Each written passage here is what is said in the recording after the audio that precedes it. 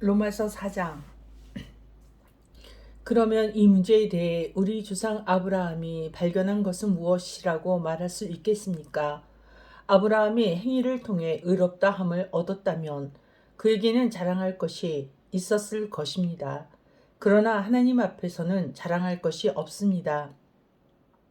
성경이 뭐라고 말합니까? 아브라함이 하나님을 믿으니 그 믿음을 그의 의로 여기셨다라고 하지 않습니까? 이를 해서 품삯을 받은 사람은 그가 받은 품삯을 당연히 받을 것을 받는 것으로 생각하지 선물을 받는 것으로 생각하지 않습니다.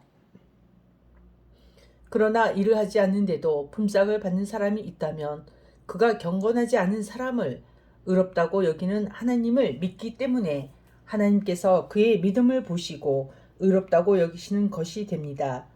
다윗은 행한 것과는 관계없이 하나님께서 의롭다고 인정하시는 사람이 받은 복에 대해 다음과 같이 말했습니다. 자기 죄를 용서받고 자기 허물이 가려진 사람은 복이 있다.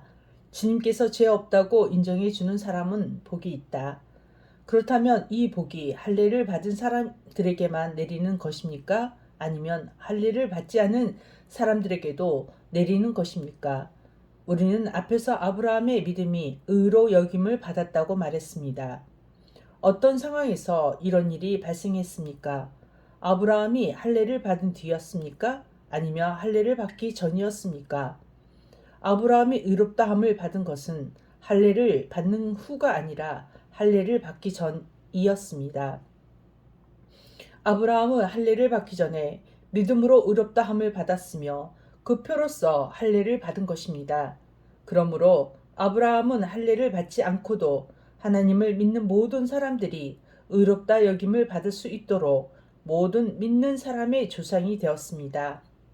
또한 아브라함은 할례받은 자의 조상이기도 합니다. 이 말은 그가 할례받은 사람들뿐만 아니라 우리 조상 아브라함이 할례를 받기 전에 가졌던 믿음의 발자취를 따라가는 사람들의 조상도 된다는 의미입니다. 하나님께서 아브라함과 그의 후손에게 그들이 세상을 물려받을 상속자가 되리라고 하신 약속은 율법을 통해 온 것이 아니라 믿음으로 인한 의를 통해 주신 약속입니다.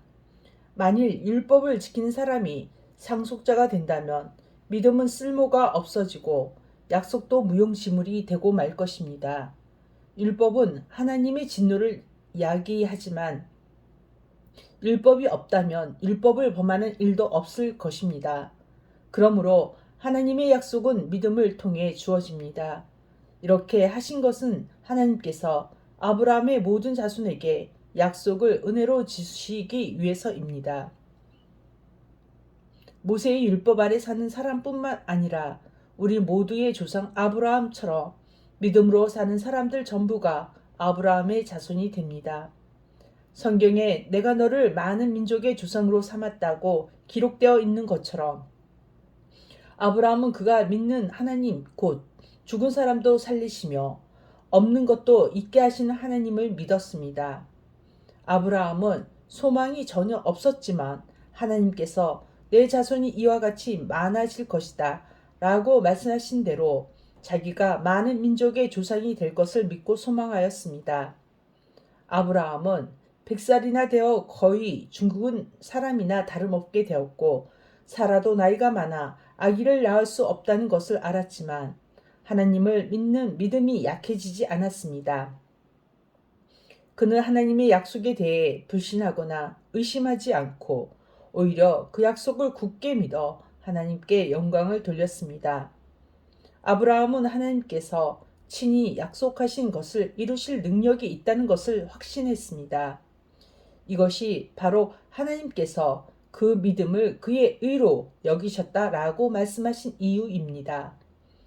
그의 의로 여기셨다는 말은 아브라함을 위해 기록된 것이 아닙니다.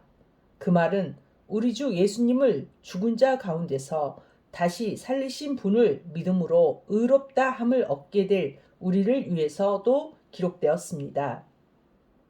예수님은 우리의 죄 때문에 죽임을 당하셨고 우리를 의롭게 하시려고 다시 살아나셨습니다. 아멘.